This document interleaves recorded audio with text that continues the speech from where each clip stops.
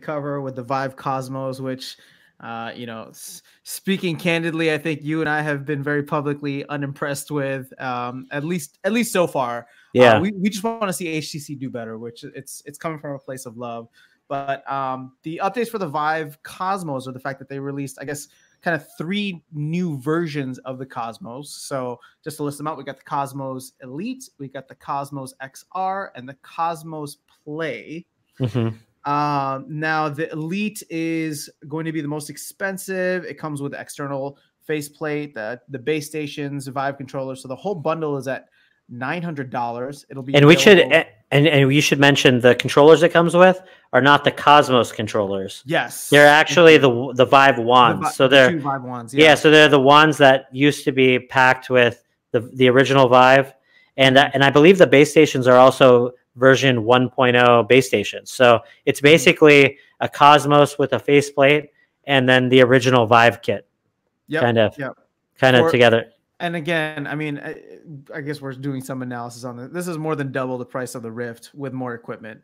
Yeah, but that's the Elite of what HTC is offering. At least you get. See this. This is getting partially there to where we wanted them to go. Agreed. Yes. I mean, base stations.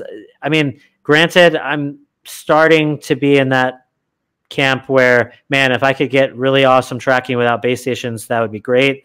But at the end of the day, base station tracking is still the highest precision tracking there is. So if they could keep the price low, that's the only thing. But I mean, but that package seems that is the highest priced one. Yeah. So we don't know the price yet for the Cosmos XR and the Cosmos Play, with the Cosmos Play being the cheapest one.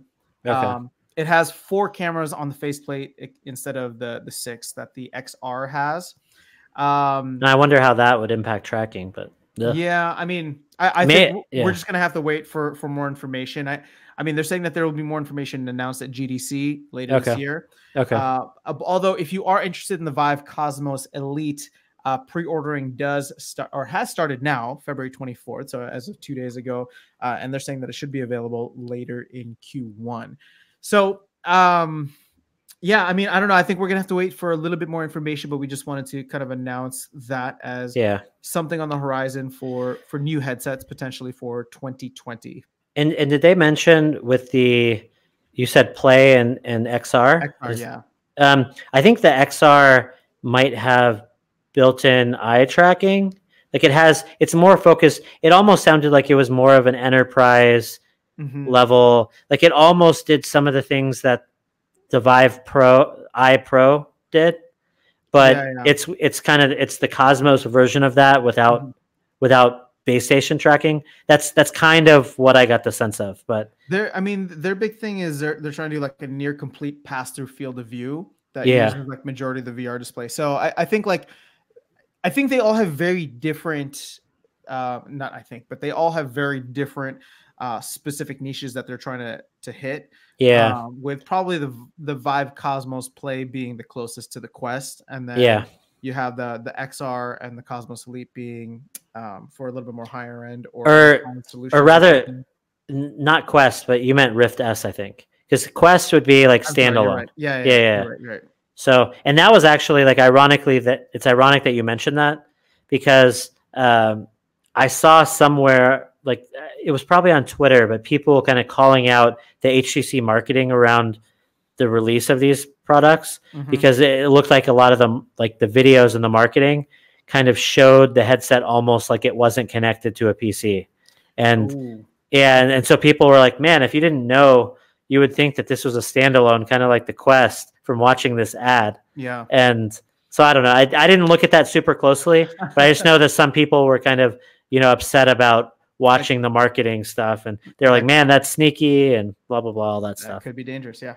But I get the sense that they're just trying to, do what they can with the Cosmos at this point. And I mean, it sounded like all along they had this idea that they were going, because I mean, when the Cosmos initially came out, they talked about the Lighthouse tracking plate and all of that stuff. So they must have had an idea that at some point they were going to do these things, and it's just a matter of packaging it and coming with the right price. I mean, if they don't fix the tracking, I don't know that, like, unless the price point was just so, but I can't imagine a price point low enough for the Play to where I would recommend something like the Play, just because they're tracking on with the 6, camera normal Cosmos has still to this day, as far as I'm aware, is still not great. It's still worse than the Rift S or even like a lot of the Windows MR stuff from what I've heard. Yeah. So the Play doesn't sound very compelling to me. The X, you said the next one was XR? Yeah, XR. Yeah, the XR sounds like it would be potentially promising for enterprise folks, like for people that had a specific use case for the functionality that it provides. I mean, whether the tracking is perfect or not, I think for a lot of enterprise uses probably doesn't matter as much as, gaming or like it depends obviously what the use is. Yeah. But like I can imagine a lot of different types of enterprise uses don't really require high speed movement and moving controllers back and forth in front of your face and all that kind of stuff. And if the cameras, if the pass-throughs work really well and all of that, that could potentially be fine. And if that is, then I doubt price would be as big of a factor because, companies that are buying headsets don't really worry as much about price as consumers. But it's really the Elite that I feel like kind of misses the mark because that has the potential, I think, to be the Vive replacement for them. But they need to make it price competitive. And I guess they're viewing it. I mean, if you really think about it, they're essentially saying it's a little bit worse than an Index. So we can justify you spending $900 on it. Instead of it's basically an Index, but it doesn't have, at this point, it doesn't have the same cachet as Valve does with the Index. Like the Index is viewed as a premium product, but at this point, the Cosmos, I think the branding on it has been that it wasn't a successful product, and HTC kind of, hurt their image with the release of the original Cosmos.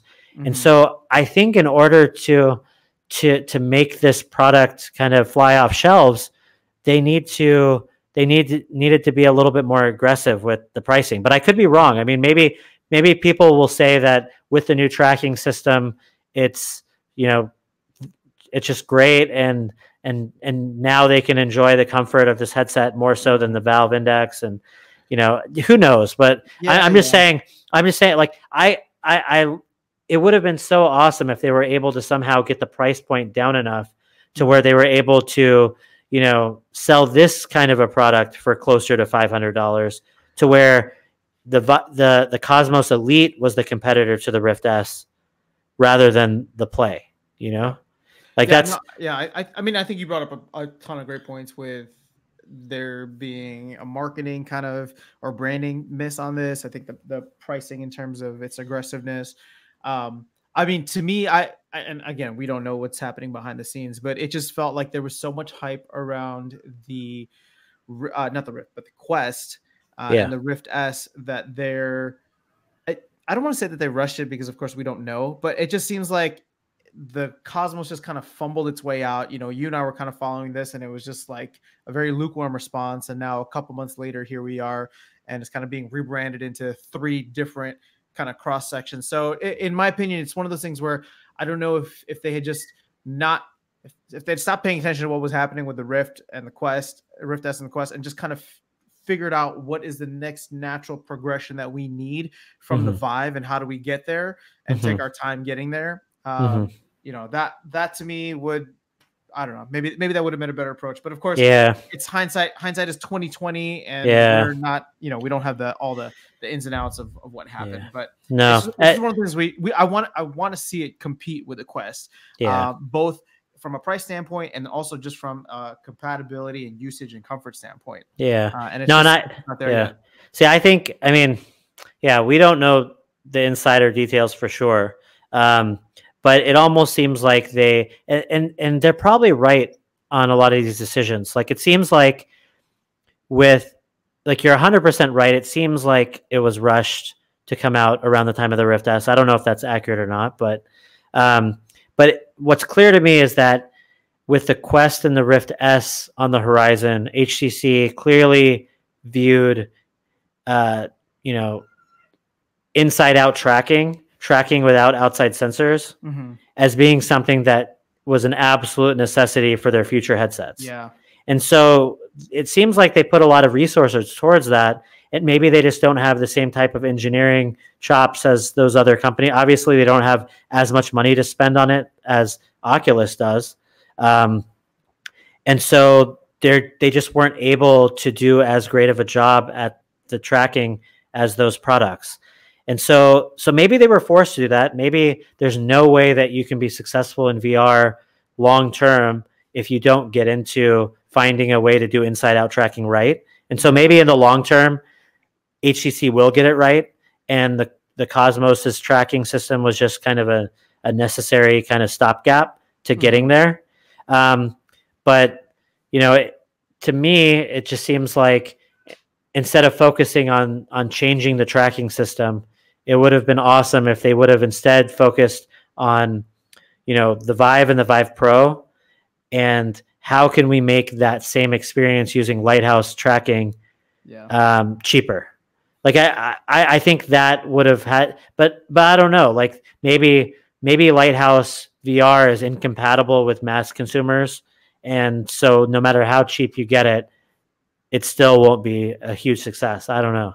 Like I'm sure they did a lot of analysis on what we should do, and they picked probably the one that made the most sense given the circumstances. But yeah, it's just like now seeing what this product is, it would have been awesome for them to instead like find a way to, you know, I don't know, release a Lighthouse based system that's cheaper. Yeah. I mean, I think the disappointing thing is just the fact that they came out the gates super hot, no pun intended. They came out the gates super hot with how they approached the Vive versus the original Rift, right? Like the original Vive versus the original Rift. Like for them, they saw the headset and they were playing 3D chess in terms of knowing what was two moves ahead, and that you're not just going to want the headset, you're going to want to be able to move around in room scale. And so there was like a focused development on that and getting that to be just right.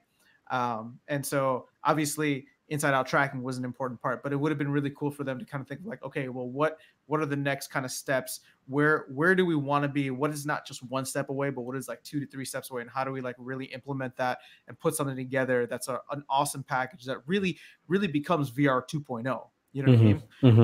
Because I'd rather have that and wait like an extra couple of years than kind of have these like, I don't know, 1.5 a version 1.5 that don't really do anything or add any value.